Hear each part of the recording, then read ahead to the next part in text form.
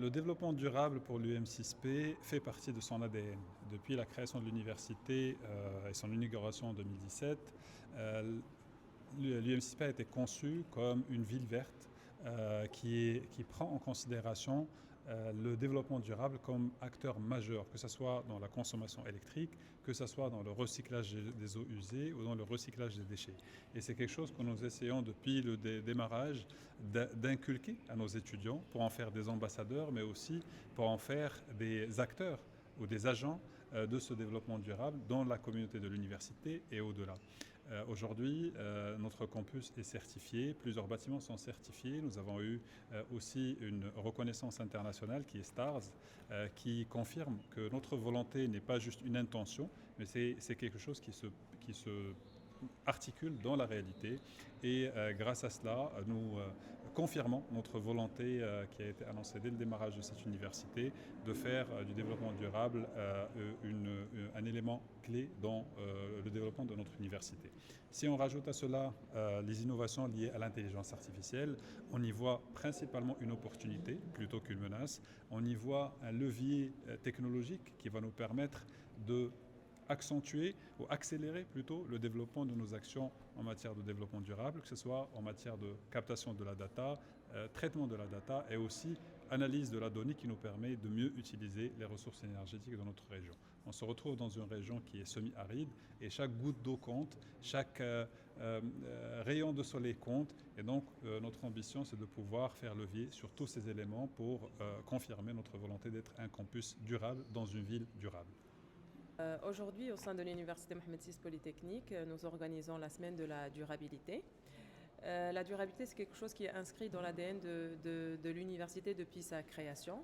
Ce n'est pas juste un objectif, mais c'est une stratégie que nous essayons d'adopter en tant qu'exploitants de ce campus, que ce soit les étudiants, les chercheurs ou le staff administratif, pour renforcer la composante développement durable à la fois dans nos missions principales de recherche et de développement que dans nos opérations et la façon dont nous impactons les régions où se trouvent les différentes infrastructures de l'université. Donc aujourd'hui, l'objectif de confronter ou d'aborder la durabilité à travers ce prisme d'intelligence artificielle, c'est de utiliser cette intelligence artificielle comme un levier qui permet d'anticiper, de traiter la data avec toute cette quantité de data à laquelle nous faisons face dans nos différentes interventions et nos différents projets. Mais en tout cas, l'utiliser pour anticiper et pour mieux gérer les ressources, que ce soit en eau, les ressources en électricité, et pour utiliser cette donnée de développement durable couplé à l'intelligence artificielle pour apporter une meilleure aide à la décision, encore une fois pour avoir un impact le plus positif dans nos opérations et dans nos différentes missions. Alors au sein de l'Université Mohamed VI Polytechnique, comme je l'ai dit, le développement durable il fait partie de l'ADN depuis la création de l'université. Un certain nombre de programmes ont été développés et déployés depuis. Le premier programme, c'est le Race to Zero pour atteindre la carboneutralité. Le deuxième programme, c'est tout ce qui est planification de la durabilité. Et là, l'idée, c'est d'essayer de mettre en place tous les dispositifs qui permettent de renforcer cette composante développement durable. Et enfin, tout ce qui est engagement communautaire, c'est pour renforcer l'engagement et la mobilisation et la contribution effective de l'ensemble des membres de la communauté UM6P pour promouvoir davantage cette composante développement durable et atteindre nos objectifs. Le modèle que nous déployons au sein de l'université depuis 2019, c'est un modèle qui a fait ses preuves à travers l'obtention d'un certain nombre d'accréditations et de prix.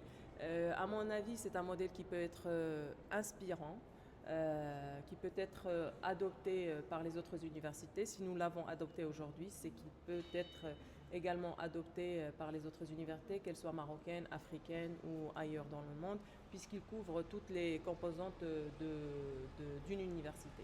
On est aujourd'hui sur le campus de Ben Grir pour la Sustainability Week, donc c'est la première journée. Pour nous, c'est un sujet d'actualité qui est très très important pour la société, l'économie, pour notre pays le continent africain, vu que l'IA maintenant rentre dans tous les secteurs, elle change tous les modes de fonctionnement, que ce soit sur le niveau mode de vie ou que ce soit sur le niveau mode de travail. Donc la durabilité, c'est un sujet qui est très impacté par l'IA d'un point de vue positivement et négativement. Positive parce qu'elle permet une meilleure utilisation et optimisation de ressources qui rentrent en général dans tous les efforts de décarbonisation sur tous les niveaux, dans tous les secteurs, mais aussi d'un point de vue négatif parce que ces modèles de l'intelligence artificielle demandent beaucoup d'énergie, demandent beaucoup d'électricité et demandent beaucoup de ressources en eau pour le refroidissement des centres de données ou des data centers qui sont des infrastructures très importantes pour le développement et le déploiement des solutions de l'intelligence artificielle. Donc, je suis très heureux d'être ici à cette importante activité de célébration de la Journée mondiale de la Terre pour une série de raisons.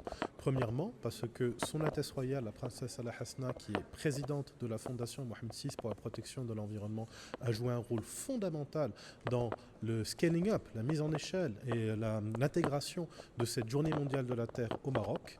En 2010, Rabat avait été la capitale mondiale de la célébration de la Journée mondiale de la Terre. Déjà à l'époque, c'était une reconnaissance du rôle de leadership sur les enjeux environnementaux du Royaume du Maroc et de la capacité de facilitation de la Fondation Mohammed VI pour la protection de l'environnement. Ici, à l'Université Mohammed VI Polytechnique, nous avons un espace particulièrement propice pour ces discussions autour de ces enjeux. Premièrement, parce qu'on parle de jeunesse marocaine, on parle de jeunesse africaine, on parle d'engagement représenté par ces étudiants et aussi par les experts et les professeurs qui, tous les jours, travaillent à leur côté.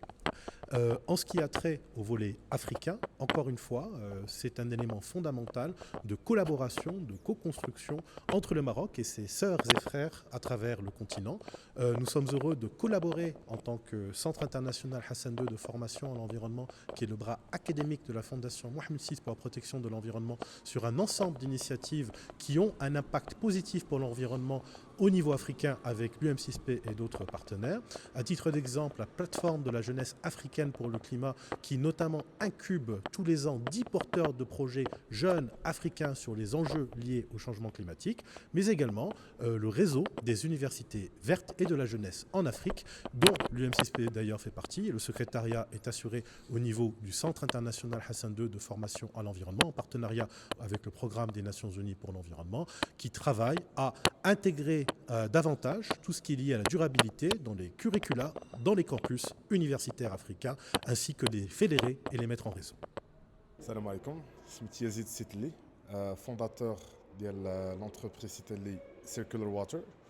Maintenant on est basé au Maroc et on veut produire des installations modulaires et mobiles pour la réutilisation des eaux usées, traitées, l'irrigation des espaces verts et process industriel.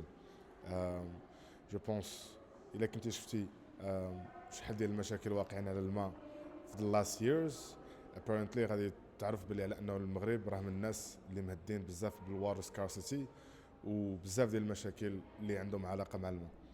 فور اكزامبل بزاف ديال المدن ما كيقدروش يديروا اللاندسكيبين ديالهم، بزاف ديال الاندستريز كيخسروا بزاف ديال الفلوس حيتاش ما قادينش وما عندهمش let's say the right assets and the right infrastructure باش انهم يعاودوا يستعملوا الماء ديالهم.